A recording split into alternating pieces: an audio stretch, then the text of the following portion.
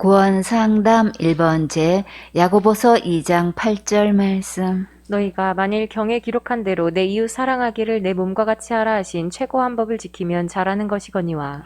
경에 기록한 대로 어디에 기록되었을까요? 그렇죠. 구약 성경에 기록되었다는 말씀이에요.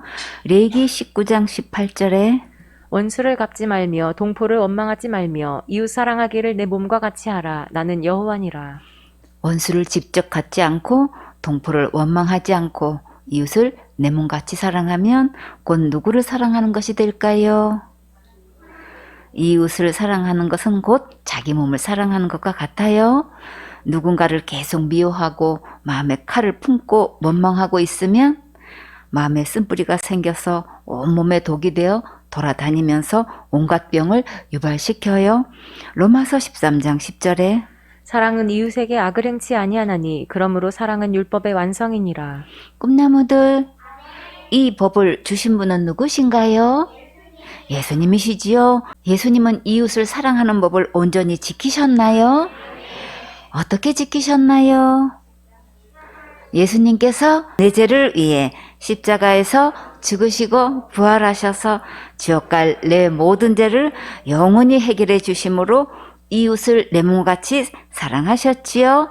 그러면 우리는 어떻게 이웃을 내 몸같이 사랑할 수 있을까요?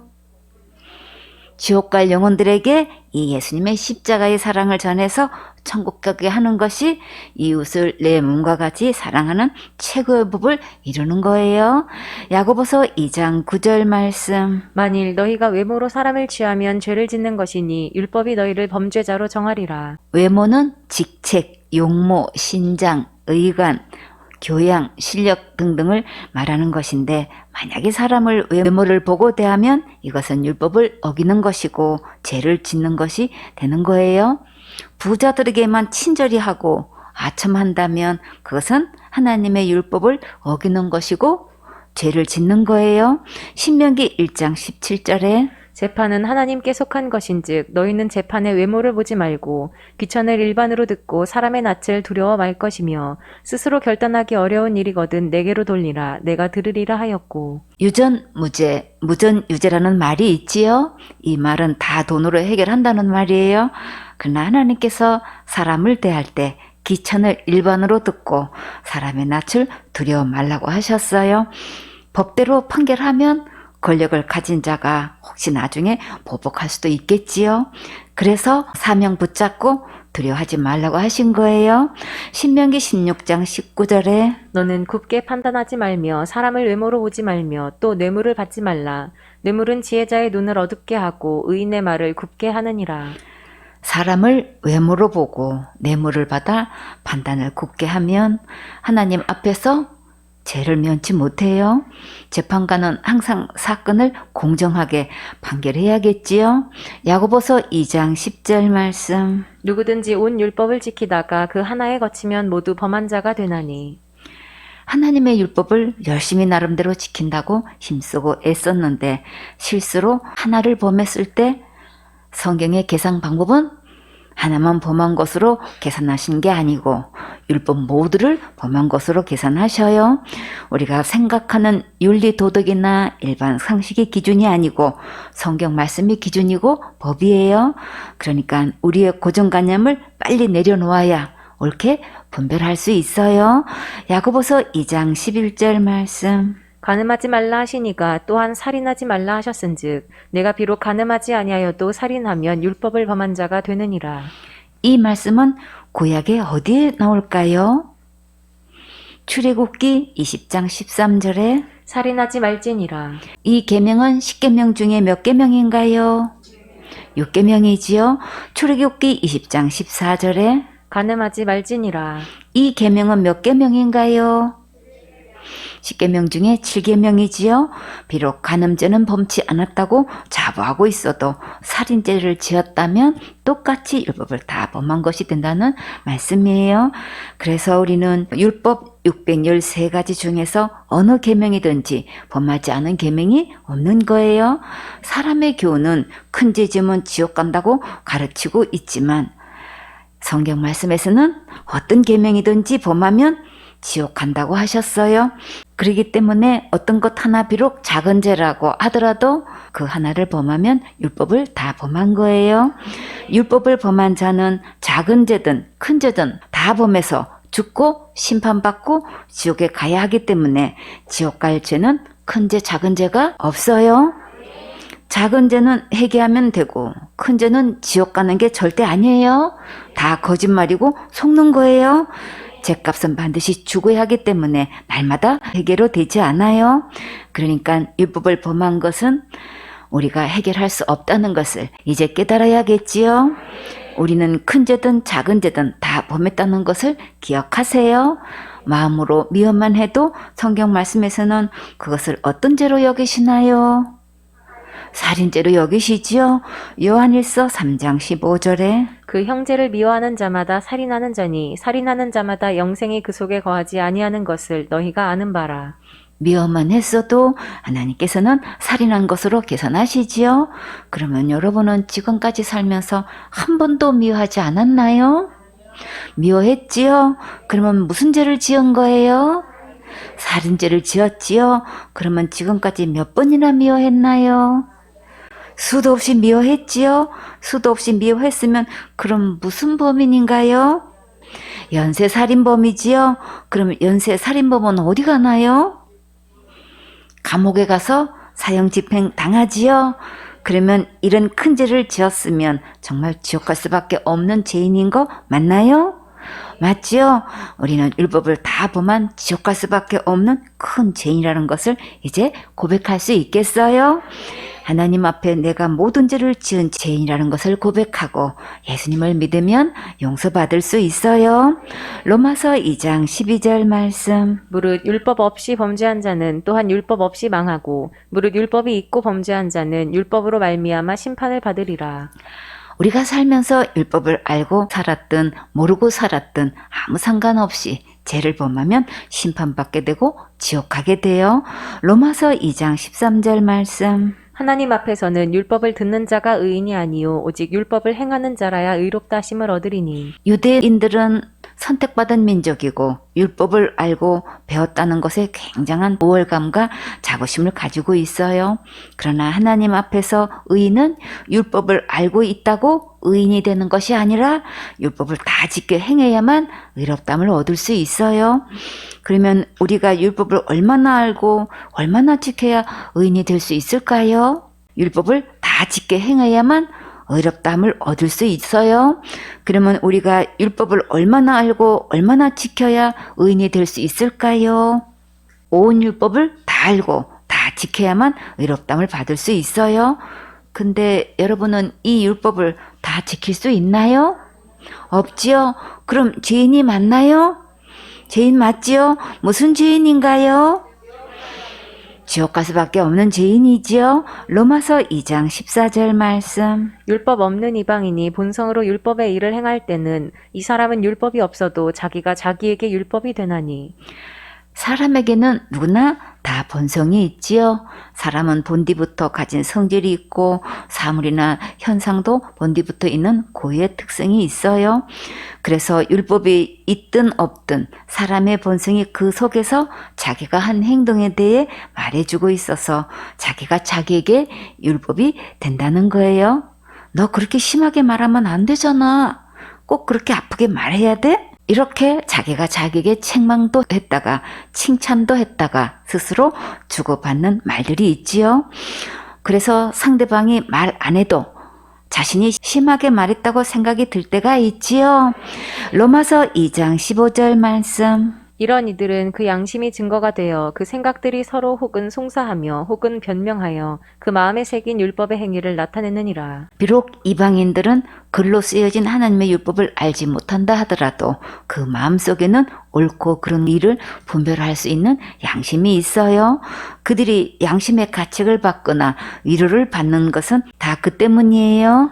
로마서 2장 16절 말씀. 곧 내 복음에 이른 바와 같이 하나님이 예수 그리스도로 말미암아 사람들의 은밀한 것을 심판하시는 그날이라. 여기서 바울은 내 복음이라고 표현했지요.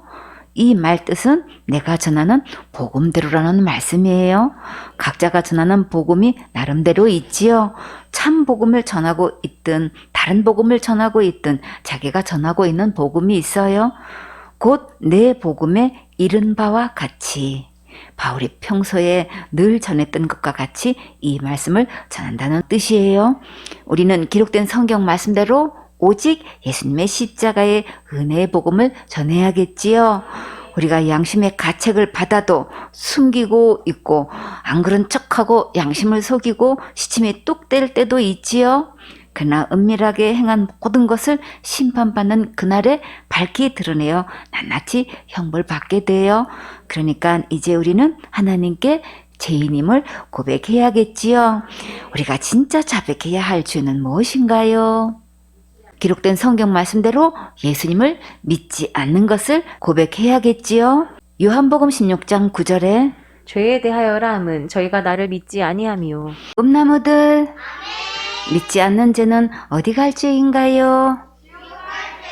지옥 갈 수밖에 없는 죄이지요. 이 모든 죄는 우리가 해결할 수 없는 거예요.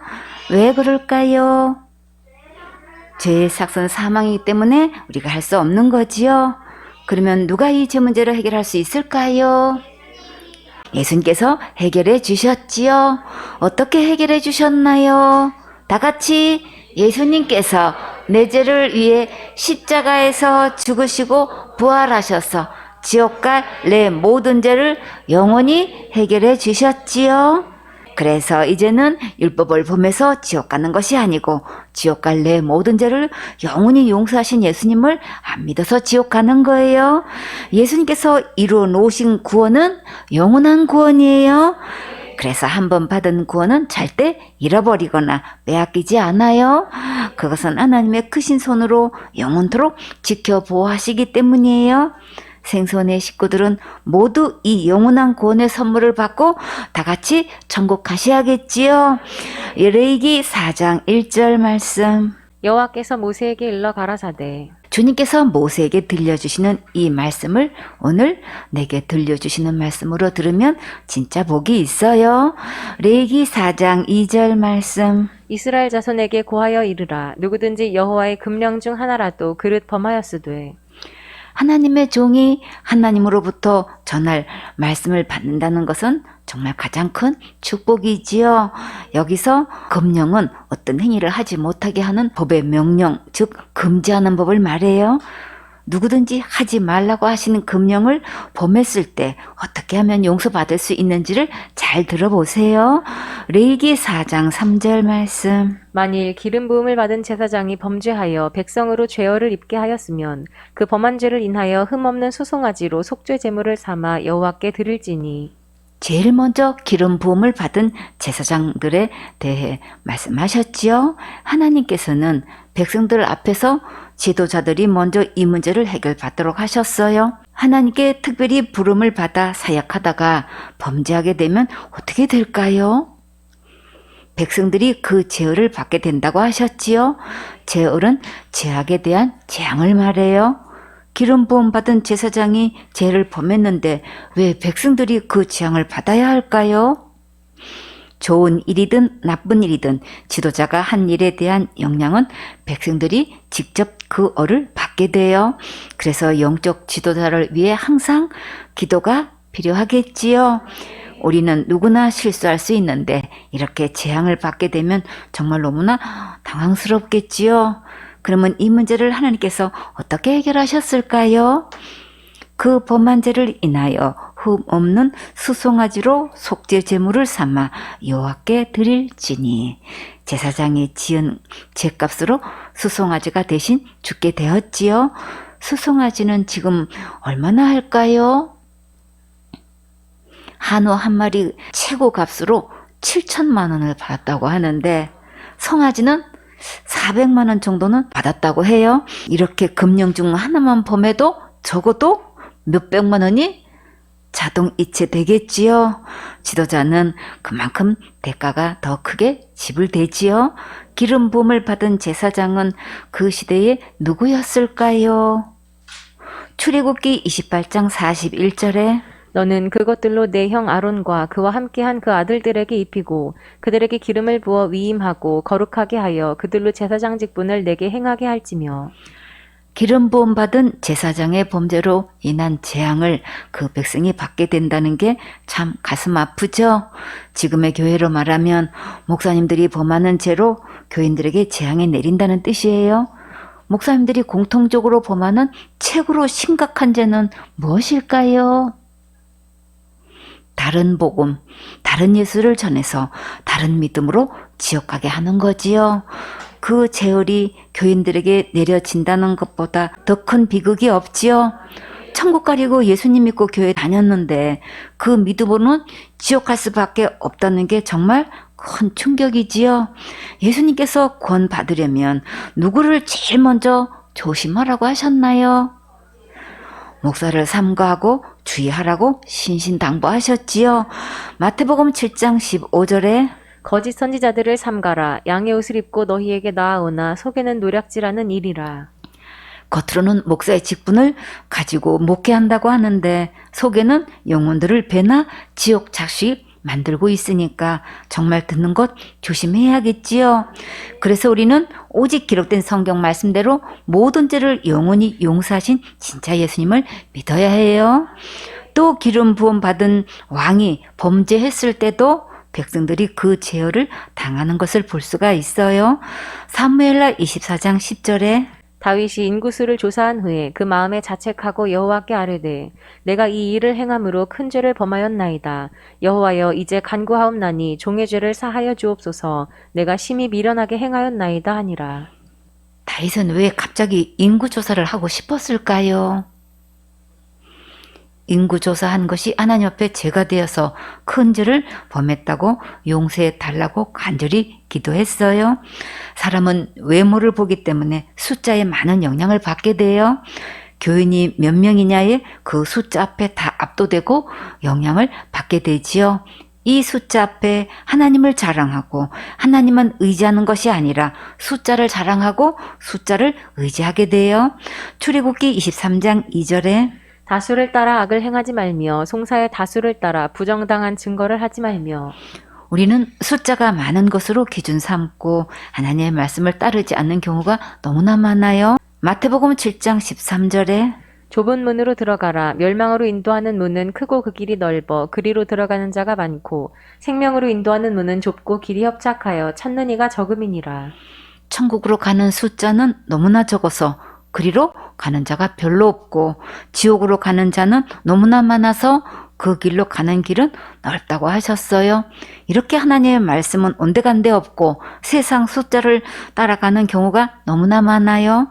사무엘하 24장 11절에 다윗이 아침에 일어날 때에 여호와의 말씀이 다윗의 선견자 된 선지자 갓에게 임하여 가라사대 가서 다윗에게 말하기를 여호와의 말씀에 내가 네게 세 가지를 보이노니 너는 그 중에서 하나를 택하라. 내가 그것을 내게 행하리라 하셨다 하라. 강사님께서 여러분에게 10만 원, 5만 원, 3만 원, 만 원 중에 어떤 것 받고 싶냐고 물으시면 여러분은 어떤 거 선택할 거예요? 당연히 10만 원 택하지요. 이것을 선택하는데 어려운가요? 아니지요. 정말 쉽지요. 하나님께서 다윗에게 이렇게까지 큰 은혜를 베풀어 주셨어요. 다윗의 가까이에는 나단 선지자도 있었고 갓 선견자도 있었어요. 이렇게 영적으로 좋은 영향을 줄 수 있는 자들과 가까이 있다는 것은 정말 큰 축복이지요. 사무엘하 24장 13절에 갓이 다윗에게 이르러 고하여 가로되 왕의 땅에 7년 기근이 있을 것이니까 혹시 왕이 왕의 대적에게 쫓겨 석 달을 그 앞에서 도망하실 것이니까 혹시 왕의 땅에 3일 동안 온역이 있을 것이니까 왕은 생각하여 보고 나를 보내신 이에게 대답하게 하소서. 7년 흉년, 석 달 도망, 3일 전염병. 자, 여러분 같으면 이 중에서 어떤 것을 선택하겠어요? 3일 만에 빨리 재앙이 끝났으면 좋겠지요. 그러나 다윗은 어떤 심정이었을까요? 사무엘하 24장 14절에 다윗이 갓에게 이르되 내가 곤경에 있도다. 여호와께서는 긍휼이 크시니 우리가 여호와의 손에 빠지고 내가 사람의 손에 빠지지 않기를 원하노라. 다윗은 이런 와중에도 하나님의 크신 긍휼을 느낄 수 있었고 감사한 마음을 잃지 않았어요. 압살롬이 반란을 일으켜서 도망 다닐 때 심하게 고생했었기 때문에 다시는 안 하고 싶었겠지요. 사무엘라 24장 15절에 이에 여호와께서 그 아침부터 정하신 때까지 운역을 이스라엘에게 내리시니 단부터 브엘세바까지 백성의 죽은 자가 7만이니라. 급성 전염병이 3일 동안 순식간에 전국에 퍼져서 이스라엘 백성들이 무려 7만 명이나 죽었어요. 기름 부음 받은 왕이 잘못했을 때 그 죄을이 백성에게 이렇게 크게 미치게 되었지요. 그러니까 우리는 나라 지도자와 교회 지도자를 위해 기도하는 게 꼭 필요하겠지요. 디모데전서 2장 1절에 그러므로 내가 첫째로 권하노니 모든 사람을 위하여 간구와 기도와 도구와 감사를 하되 임금들과 높은 지위에 있는 모든 사람을 위하여 하라. 이는 우리가 모든 경건과 단정한 중에 고요하고 평안한 생활을 하려 함이니라. 이것이 우리 구주 하나님 앞에 선하고 받으실 만한 것이니. 지도자를 위해 기도하는 것은 하나님 앞에 선한 것이라고 하셨어요. 나라가 평안해야 우리가 마음 놓고 예배드릴 수 있겠지요. 반대로 백성이 범죄했을 때 지도자가 그 죄를 입은 경우도 있어요. 백성이 범죄했는데 지도자가 죄를 입은 사건의 현장을 한번 찾아가 볼까요? 혹시 누가 생각나세요? 모세가 생각나지요? 민수기 20장 1절에 정월에 이스라엘 자손 곧 온 회중이 신광야에 이르러서 백성이 가데스에 거하더니 미리암이 거기서 죽음에 거기 장사하니라. 미리암이 죽어서 장사 지낼 때 모세의 심정은 어땠을까요? 매우 슬픔 가운데 있었겠지요. 이럴 때 백성들은 어떻게 해야 하나요? 지도자와 마음을 같이 하고 위로가 되어주고 힘이 되어주면 정말 좋겠지요. 민수기 20장 2절에 회중이 물이 없으므로 모여서 모세와 아론을 공박하니라. 이런 것을 보고 설상가상이다, 엎친 데 덮친 격이다, 뒤로 넘어져도 코가 깨진다고 하지요.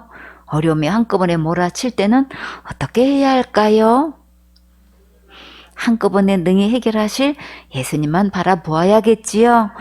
그렇게 조연하게 평안한 가운데 잠잠히 주님 바라보면 하나님께서 앞서서 멋지게 일해 주셔요. 그런데 백성들은 이 문제를 놓고 어떻게 했나요? 물이 없으므로 모세와 아론을 공박했지요. 공박은 잘못을 몹시 따지고 공격하는 것을 말해요. 이렇게 지도자를 공박한다고 문제가 해결될까요? 아니지요. 지금까지 누가 인도해 주셨나요? 하나님께서 애굽에서 인도하여 주셨고 여기까지 공급하시고 지켜 보호해 주셨지요. 우리가 살아가면서 물질의 어려움을 당할 때는 어떻게 하면 될까요?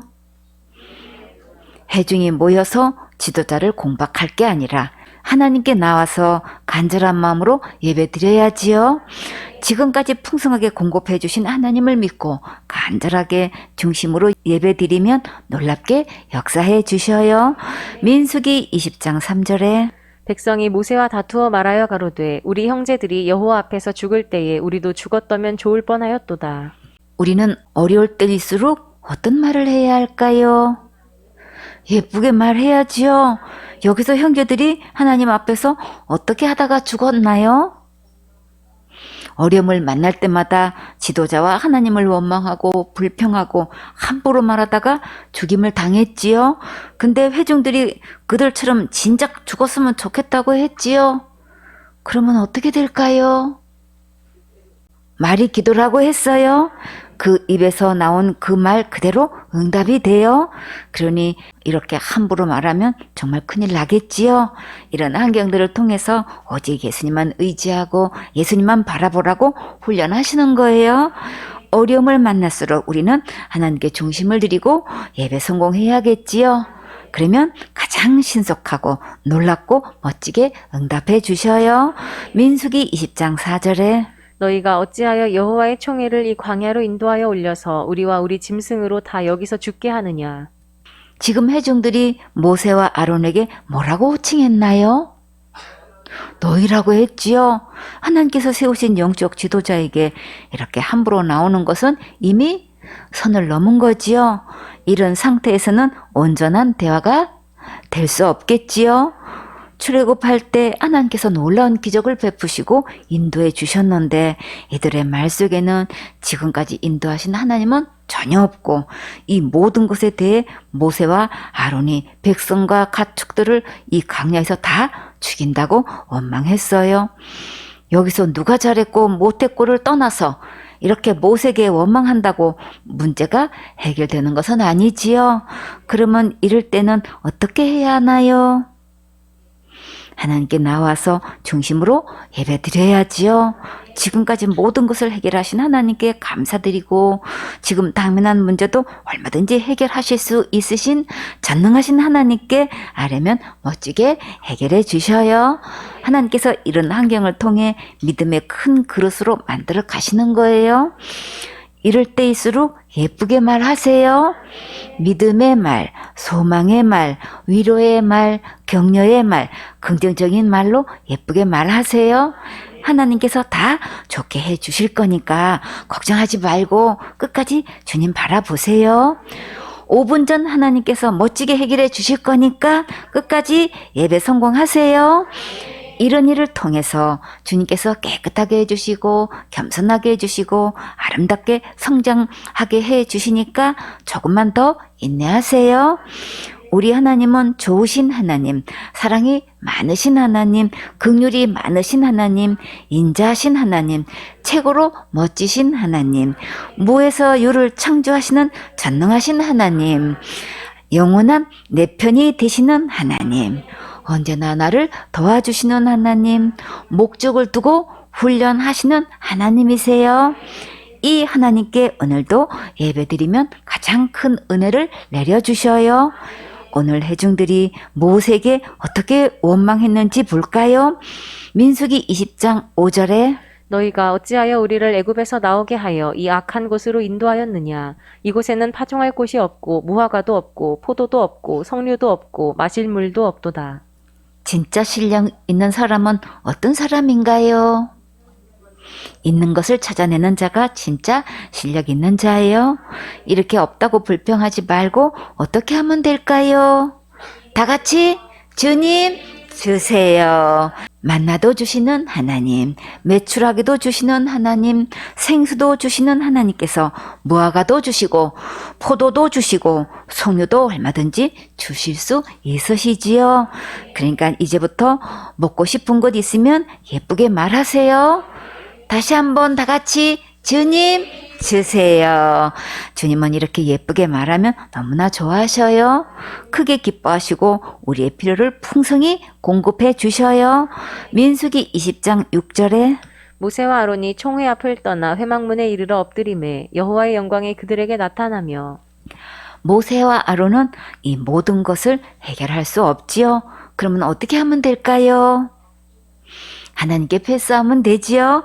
모세와 아론은 어떻게 했나요? 하나님 앞에 엎드렸지요. 이것은 곧 하나님께 이 문제를 맡긴 거예요. 모세와 아론이 하나님께 패스하니까 하나님께서 어떻게 하셨을까요? 하나님께서 바로 영광 중에 임하셨지요. 민수기 2장 7절에 여호와께서 모세에게 일러 가라사대 지도자는 하나님께서 말씀 주실 때가 정말 최고로 신나고 행복하고 영혼이 구원받을 때가 정말 최고로 기쁘고 또 여러분이 축복받을 때가 가장 기뻐요. 오늘 하나님께서 모세에게 해결 방법을 말씀해 주시니 정말 감사하지요. 모세와 아론이 하나님께 엎드려 간구했더니 곧 응답해 주셨어요. 민수기 20장 8절에 지팡이를 가지고 내 형 아론과 함께 회중을 모으고 그들의 목전에서 너희는 반석에게 명하여 물을 내라 하라. 내가 그 반석으로 물을 내게 하여 회중과 그들의 짐승에게 마시울지니라. 하나님께서 어떻게 응답해 주셨나요? 반석에게 명령만 하면 물을 주시겠다고 말씀하셨지요. 꿈나무들, 이 반석은 곧 누구신가요? 사랑하는 예수님이시지요. 참 잘했어요. 고린도전서 10장 2절에 모세에게 속하여 다 구름과 바다에서 침례를 받고 다 같은 신령한 식물을 먹으며 다 같은 신령한 음료를 마셨으니 이는 저희를 따르는 신령한 반석으로부터 마셨음에 그 반석은 곧 그리스도시라. 꿈나무들 그리스도는 누구신가요? 예수님이시지요. 우리의 가란 목을 시원하게 해결해 주실 수 있는 분은 오직 예수님 뿐이세요. 예수님께서 우리가 살면서 필요한 모든 좋은 것을 풍성히 공급해 주시니까 하나님께 예배 성공하고 예쁘게 말하세요. 말이 곧 기도라고 하셨지요. 말한 대로 응답해 주셔요. 모세는 어떻게 했는지 볼까요? 민수기 20장 9절에 모세가 그 명대로 여호와의 앞에서 지팡이를 취하니라. 모세의 이 지팡이는 어떤 지팡이인가요? 기적의 지팡이지요. 하나님께서 모세를 부르셨을 때 모세가 나는 입이 뻣뻣하고 혀가 둔한 자라고 계속 핑계대면서 보낼 만한 자를 보내라고 고집 부렸지요. 출애굽기 4장 10절에 모세가 여호와께 고하되 주여 나는 본래 말에 능치 못한 자라 주께서 주의 종에게 명하신 후에도 그러하니 나는 입이 뻣뻣하고 혀가 둔한 자니이다.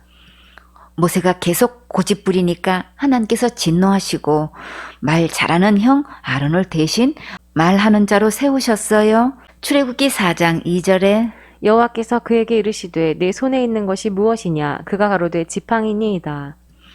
우리는 우리의 부족한 것을 보지만 하나님께서는 우리의 장점을 보셔요. 우리는 없는 것을 말하지만 하나님께서는 우리에게 있는 것을 말씀하셔요. 꿈나무들, 모세의 손에는 무엇이 있었나요? 지팡이가 있었지요. 하나님께서 이 모세의 지팡이로 무엇을 하실지 정말 기대가 되지요. 출애굽기 4장 17절에 너는 이 지팡이를 손에 잡고 이것으로 이적을 행할지니라. 여러분도 이런 기적의 지팡이가 있었으면 좋겠지요. 그런데 사실 이 지팡이 여러분에게도 다 주셨어요.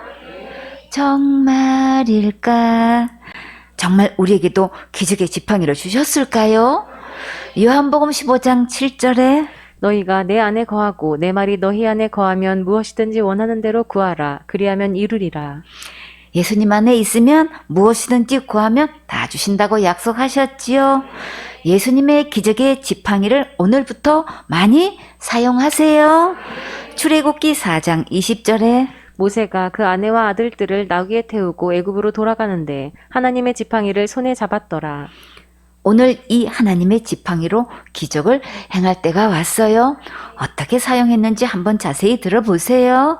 민수기 20장 10절에 모세와 아론이 총회를 그 반석 앞에 모으고 모세가 그들에게 이르되 패역한 너희여 들으라. 우리가 너희를 위하여 이 반석에서 물을 내랴 하고 모세와 아론이 총회를 반석 앞에 모았어요. 그러면 모세는 어떻게 하면 되나요? 하나님께서 알려주신 말씀을 그대로 전하면 되지요. 그런데 모세가 그렇게 했나요? 아니지요. 모세가 말을 예쁘게 전했더라면 운명이 달라졌을 텐데 정말 안타깝게 되었어요. 평소에도 모세가 이렇게 폭언을 했었나요? 아니지요. 민수기 12장 3절에 이 사람 모세는 온유함이 지면의 모든 사람보다 승하더라. 따뜻하고 부드럽기로 소문난 모세였는데 오늘 어떻게 하다가 이렇게 되었을까요? 누나 미리암이 죽고 상중에 있던 모세는 큰 슬픔 가운데 있었지요. 모세가 영적으로 많이 약해 있을 때 백성들이 이렇게 험악하게 나왔는데 이럴 때일수록 모세가 하나님 앞에 이 문제를 놓고 맡겼으면 큰 실수를 범하지 않았겠지요. 하나님께서 모세에게 반석에게 명령하여 물을 내라고 하셨어요. 그러면 어떻게 하면 될까요? 하나님 말씀 그대로 명령하면 되지요. 우리도 한번 해볼까요? 다 같이 반석아 물을 내라. 물질이 여러분에게 퐁퐁 쏟아지기를 원하시는 분은 믿음으로 더 크게 명령해 보세요. 다 같이 반석아 물을 내라. 아멘. 모세는 어떻게 했을까요? 하나님의 말씀대로 반석에게 이렇게 명령했을까요? 민수기 20장 11절에 그 손을 들어 그 지팡이로 반석을 2번 치매 물이 많이 솟아나오므로 회중과 그들의 짐승이 마시니라. 와, 드디어 반석에서 물이 칼칼칼 잘잘잘 퐁퐁퐁 솟아났어요. 박수해 주세요. 하나님께서는 목마른 백성들이 마실 물을 책임지시고 정말 멋지게 공급해 주셨지요. 백성들도 마시고 짐승들도 마음껏 마시게 해주셨어요.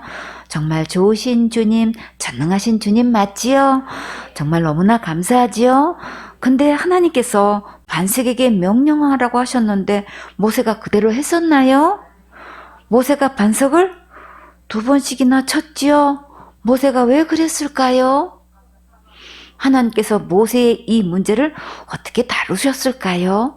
민수기 20장 12절에 여호와께서 모세와 아론에게 이르시되 너희가 나를 믿지 아니하고 이스라엘 자손의 목전에 나의 거룩함을 나타내지 아니한 고로 너희는 이 총회를 내가 그들에게 준 땅으로 인도하여 드리지 못하리라 하시니라. 모세가 반석을 2번 친 것은 왜 그랬다고 하셨나요? 하나님을 믿지 않고 반석을 쳤다고 하셨지요. 그리고 하나님의 거룩함을 나타내지 않았다고 하셨어요. 여기서 거룩은 구별된 것을 말해요. 무엇이 구별되어야 했을까요? 하나님의 명령과 모세의 격한 감정이 구별되어야 했지요. 하나님의 종은 하나님의 말씀을 백성들에게 온전히 전달하는데 충성을 다해야지요. 하나님의 명령을 수행하는데 자기의 격한 감정을 섞어서 그대로 나타내면 안 되겠지요. 사역자는 이 감정 부분에 조심하고 구별해서 하나님의 거룩한 사명을 수행하세요. 그러려면 우리는 하나님의 은혜가 절대적으로 필요하지요. 하나님의 은혜를 받으려면 어떻게 해야 하나요? 예배 성공해야지요. 여기서 모세가 하나님을 믿지 않았다고 하셨는데 반석에게 말로 명령만 하면 물이 나오지 않는다고 생각해서 그랬을까요? 아니면 백성들이 공박할 때 하나님께 그 부분을 맡기지 않고 감정으로 대해서 그랬을까요? 출애굽기 17장 6절에 내가 거기서 호렙산 반석 위에 너를 대하여 서리니 너는 반석을 치라. 그것에서 물이 나리니 백성이 마시리라. 모세가 이스라엘 장로들의 목전에서 그대로 행하니라. 하나님께서 처음에는 모세에게 반석을 치라고 하셨는데 이번에는 반석에게 물을 내라고 명령하라고 하셨지요. 이 두 말씀에 어떤 차이가 있을까요? 이 말씀은 예수님의 십자가의 복음을 나타내시는 거예요. 처음에 반석을 치라고 하신 것은 반석 대신 예수님께서 십자가에서 죽으실 것을 말씀하신 것이고 지금은 명령만 해도 반석에서 물이 나와 다 마실 수 있도록 하나님께서 큰 은혜를 베풀어 주셨어요. 우리도 누구든지 예수님께로 나와서 이 생명수를 마실 수 있도록 해 주셨어요. 계시록 21장 6절에 또 내게 말씀하시되 이루었도다. 나는 알파와 오메가요 처음과 나중이라. 내가 생명수 샘물로 목마른 자에게 값없이 주리니. 알파와 오메가요. 처음과 나중 되시는 예수님께로 나오면 이 생명수를 값없이 주셔요. 은혜로 누구나 마실 수 있도록 문을 활짝 열어 놓으셨으니까 예수님께로 오세요. 이 반석에서 나온 생명수를 마시면 영생하는 신기한 능력이 있어요. 생명수 값은 이미 예수님께서 십자가에서 다 지불해 주셨으니까 지금 와서 생수를 마시면 돼요. 그러면 천국에서 영원히 예수님과 함께 살 수 있어요. 지옥 갈 모든 죄를 영원히 용서하신 예수님을 믿으면 생명수를 마신 거예요. 계시록 22장 17절에 성령과 신부가 말씀하시기를 오라 하시는도다. 듣는 자도 오라 할 것이요 목마른 자도 올 것이요 또 원하는 자는 값없이 생명수를 받으라 하시더라. 여러분도 생명수를 다 받아 마셨습니까? 참 잘하셨어요. 어린 아이처럼 마음을 열고 말씀을 그대로 잘 받아들이세요. 그러면 천국이 내 것이 될 수 있어요. 예수님께서 이미 십자가에서 지옥 갈 모든 죄를 영원히 용서해 주셨는데 아직도 내가 무엇을 더 해야 되는 것처럼 내 행위를 더하면 대형사고 치는 거예요. 예수님께서 십자가에서 흘리신 피로 거룩하게 해 주셨는데 내 행위를 덧붙이면 믿는 것이 아니에요. 예수님께서 다 이루어 놓으시고 은혜로 구원을 선물로 주셨는데 이것을 믿고 받으면 거룩하게 돼요. 예수님께 나와서 예쁘게 주세요 하고 기록된 성경 말씀대로 예수님을 믿으면 지금 거룩함을 받을 수 있어요. 이제는 더 이상 반석을 치는 행위는 하지 마세요. 그것은 예수님께서 십자가에서 다 이루신 것을 믿지 않는 거예요. 모세가 하나님의 말씀을 믿지 않고 하나님의 거룩함을 나타내지 않았기 때문에 하나님께서 주신 가나안 땅에 들어가지 못했어요. 민수기 20장 13절에 이스라엘 자손이 여호와와 다투었으므로 이를 무리바 무리라 하니라. 여호와께서 그들 중에서 그 거룩함을 나타내셨더라. 무리바는 분쟁이란 뜻인데 지명으로 사용하고 있어요. 르비딤 인근에 위치하고 있고 원래 지명은 무리바인데 하나님을 시험했다 하여 시험이란 뜻으로 마사란 별칭이 붙여졌어요. 비록 지도자가 실수했어도 하나님께서 백성들 앞에서 친히 거룩함을 나타내시고 생수를 주셨지요. 우리는 항상 주님만 바라보고 예배 성공하면 주님께서 끝까지 책임지시고 풍성히 공급해 주셔요. 어떤 경우에도 지도자에 대하여 함부로 공박하지 말고 예를 다해 공손히 예쁘게 말하세요. 그러면 주님께서 크게 보상해 주시고 지도자의 입에서 나오는 하나님의 말씀이 꿀맛같이 달고 맛있고 살맛 나는 행복한 주인공이 되게 해 주셔요. 백성이 범죄해서 지도자가 제어를 받은 경우를 보았는데 오늘 본문 말씀에 제사장이 범죄해서 백성에게 제어를 입게 했을 때는 어떻게 해결하셨을까요?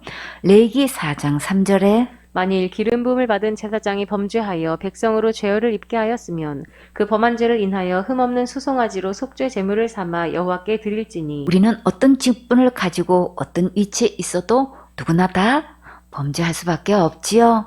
이럴 때 하나님께서 우리에게 어떤 대책을 마련하셨을까요? 흠 없는 수송아지로 속죄 제물로 삼아 여호와께 드리라고 하셨지요. 꿈나무들, 흠 없는 수송아지는 곧 누구실까요? 예수님이시지요. 죄가 없으시고 흠이 없으신 예수님만이 우리의 죄값을 대신 지불하실 수 있으셔요. 우리는 죄가 있고 흠이 있어서 우리의 죽음으로는 죄값을 개선할 수 없는 거예요. 아무리 회개기도 많이 해도 지옥 갈 죄값은 우리는 갚을 수 없어요. 왜 그럴까요? 죄의 삭은 사망이기 때문에 우리는 죄값을 스스로 갚을 수 없는 거예요. 레위기 4장 4절 말씀. 곧 그 수송아지를 회막문 여호와 앞으로 끌어다가 그 수송아지 머리에 안수하고 그것을 여호와 앞에서 잡을 것이요.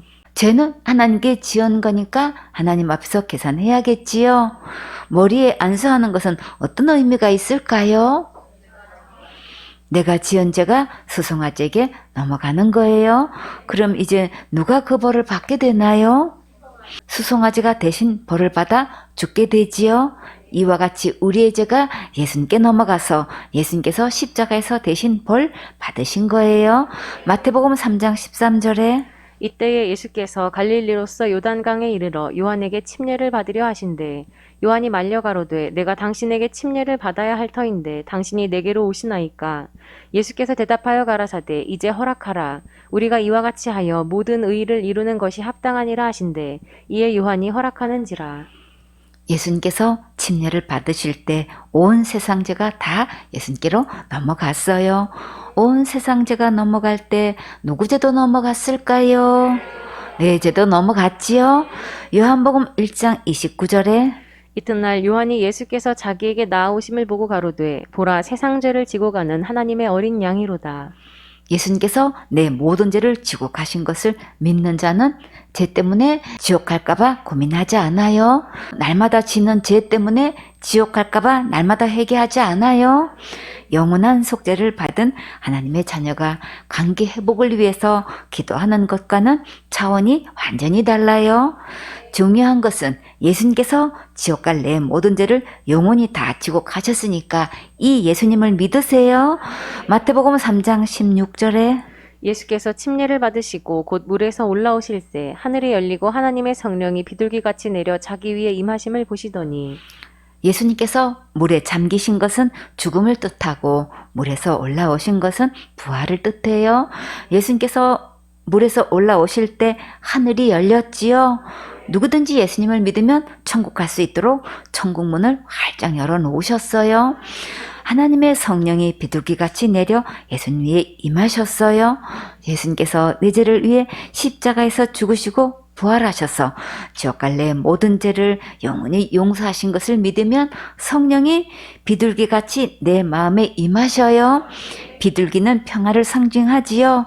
예수님을 마음에 모시면 세상에 줄 수 없는 진정한 참 평안이 내 마음에 가득 넘치게 돼요. 마태복음 3장 17절에 하늘로서 소리가 있어 말씀하시되 이는 내 사랑하는 아들이요 내 기뻐하는 자라 하시니라.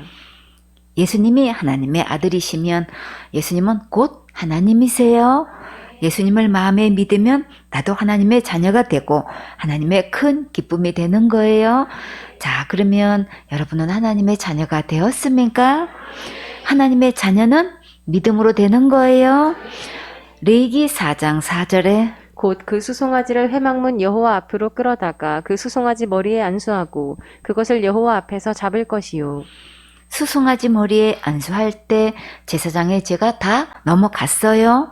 레위기 4장 5절 말씀. 기름 부음을 받은 제사장은 그 수송아지의 피를 가지고 회막에 들어가서 왜 수송아지의 피를 가지고 회막에 들어갈까요? 히브리서 9장 22절에 율법을 조차 거의 모든 물건이 피로써 정결케 되나니 피 흘림이 없은즉 사함이 없느니라. 흠 없으신 예수님의 피가 있어야만 죄를 용서받을 수 있기 때문이에요. 레위기 4장 6절 말씀. 그 제사장이 손가락에 그 피를 찍어 여호와 앞 그 성소장 앞에 7번 뿌릴 것이며. 여기서 성소장은 휘장을 말해요. 기름 부음 받은 제사장이 죄를 지었을 때마다 이렇게 피를 뿌리면 결국 휘장은 어떻게 될까요? 피로 다 덮이겠지요? 휘장이 뿌려진 이 피가 언제 효력을 보게 되나요? 마태복음 27장 51절에 이에 성소 휘장이 위로부터 아래까지 찢어져 둘이 되고 땅이 진동하며 바위가 터지고. 예수님께서 십자가에서 죽으실 때 휘장이 찢어졌는데 이것은 이제 누구나 지성소에 들어갈 수 있게 하신 거예요. 히브리서 10장 19절에 그러므로 형제들아 우리가 예수의 피를 힘입어 성소에 들어갈 담력을 얻었나니 그 길은 우리를 위하여 휘장 가운데로 열어놓으신 새롭고 산 길이요 휘장은 곧 저의 육체니라. 천국 갈 수 있는 확실한 길은 오직 예수님의 피를 힘입어 당당하게 들어갈 수 있어요. 예수님께서 새롭고 산 길을 활짝 열어주셨어요. 그럼 우리는 어떻게 하면 될까요? 이제 죄와 상관없이 예수님을 믿으면 담대하게 천국에 들어갈 수 있는 거예요. 레위기 4장 7절 말씀. 제사장은 또 그 피를 여호와 앞 곧 회막 안 향단 뿔에 바르고 그 송아지의 피 전부를 회막문 앞 번제단 밑에 쏟을 것이며. 회막에는 번제단 뿔이 있고 성소 안에는 향단 뿔이 있어요. 근데 왜 이 뿔에 피를 바를까요? 우리의 모든 죄가 단뿔에 새겨져 있기 때문에 그 죄를 안 보시려고 피를 뿔에 바르는 거예요. 예레미야 17장 1절에 유다의 죄는 금강석 끝 철필로 기록되되 그들의 마음판과 그들의 단뿔에 새겨졌거늘. 제사장이 그 속죄 희생의 피를 손가락으로 찍어 번제단 뿔에 바르면 내 죄가 보이지 않겠지요. 하나님께서 이 피를 보시고 우리의 죄를 용서하시고 다시는 기억지 않겠다고 약속하셨어요. 히브리서 10장 16절에 주께서 가라사대 그날 후로는 저희와 세울 언약이 이것이라 하시고 내 법을 저희 마음에 두고 저희 생각에 기록하리라 하신 후에 또 저희 죄와 저희 불법을 내가 다시 기억지 아니하리라 하셨으니 이것을 사하셨은즉 다시 죄를 위하여 제사 드릴 것이 없느니라. 흠 없으신 예수님의 피가 이렇게 큰 위력이 있어요. 내 모든 죄를 다 용서받아서 지옥 가지도 않고 기억지도 않으시고 다시 제사 드릴 것도 없게 하셨어요. 출애굽기 30장 10절에 아론이 1년 1차씩 이 향단 뿔을 위하여 속죄하되 속죄제의 피로 1년 1차씩 대대로 속죄할지니라. 이 단은 여호와께 지극히 거룩하니라. 향단 높이는 약 90cm이고 길이와 목이 45cm쯤 되는 향을 피우는 제단이에요. 향단은 아카시아 나무로 만들어서 정금으로 씌웠어요. 향단 윗부분 네 모퉁이에는 뿔이 하나씩 달려 있는데 향단에서는 1년에 한 번씩 속죄 제사를 드렸어요. 출애굽기 40장 5절에 또 금향단을 증거궤 앞에 두고 성막 문에 장을 달고 금 향단을 증거궤 앞에 두었는데 증거궤 사이에 휘장을 쳤어요. 정극에는 법계를 말해요. 역대상 28장 18절에 또 향단에 쓸 정금과 또 타시는 처소된 그룹들의 식양대로 만들 금의 중량을 정하여 주니 이 그룹들은 날개를 펴서 여호와의 언약궤를 덮는 것이더라. 이 향단은 금의 중량을 정해서 정금으로 다 입혔고 증거계를 덮는 그룹들도 정금으로 다 입혔어요. 역대상 28장 19절에 다윗이 가로되 이 위의 모든 것의 식양을 여호와의 손이 내게 임하여 그려 나로 알게 하셨느니라. 하나님께서 손을 잡고 그려주시고 알게 해주셔서 정말 너무나 감사하지요. 다윗은 누구보다도 성전 짓기를 사모했는데 이렇게 큰 은혜를 입혀주셔서 먼저 알게 해주셨어요. 기름 부음 받은 제사장이 범죄했을 때는 이렇게 특별히 향단 뿔에 송아지의 피를 바르고 그 송아지의 피 전부를 회막문 앞 번제단 밑에 쏟으라고 하셨어요. 레위기 4장 8절 말씀. 또 그 속죄 제물된 수송아지의 모든 기름을 취할지니 곧 내장에 덮인 기름과 내장에 붙은 모든 기름과 두 콩팥과 그 위의 기름 곧 허리 근방에 있는 것과 간에 덮인 꺼풀을 콩팥과 함께 취하되 화목제 희생의 소액에서 취함같이 할 것이요 제사장은 그것을 번제단 위에 불사를 것이며 송아지의 모든 기름과 콩팥과 간에 덮인 꺼풀은 번제단에서 불사르고 나머지는 어떻게 하셨을까요? 레위기 4장 11절 말씀. 그 수송아지의 가죽과 그 모든 고기와 그 머리와 다리와 내장과 똥 곧 그 송아지의 전체를 진 바깥 재버리는 곳인 정결한 곳으로 가져다가 불로 나무 위에 사르되 곧 재버리는 곳에서 살을 찌니라. 기름 부음 받은 제사장이 금령 중 단 하나라도 범했을 때는 그 속죄물을 하나도 남김없이 다 태우는 것을 볼 수 있지요. 제사장이 금령 중에 하나를 범할 때마다 송아지를 이렇게 드려야 하는데 그러면 하루에 몇 번을 범죄할까요? 하지 말라고 하신 율법 중에 정말 수도 없이 많은 제사를 드려야겠지요. 그러면 무슨 수로 이렇게 다 드릴 수 있을까요? 송아지 값도 그렇고 시간적으로도 그렇고 자기 죄를 해결하다 보면 백성들의 제사는 언제 드리지요? 그래서 율법으로는 우리의 죄를 온전히 해결할 수 없는 거예요. 다만 이 제사를 통해서 장차 예수님이 오셔서 친히 몸으로 우리의 모든 죄를 영원히 당당하신다는 하나님의 약속이 있는 거예요. 이렇게 죄는 날마다 말로 잘못했다고 기도로 되는 것이 아니고 죄의 싹은 사망이라 우리의 생명을 요구하시기 때문에 우리는 할 수 없다는 것을 확실히 깨달아야겠지요. 아멘.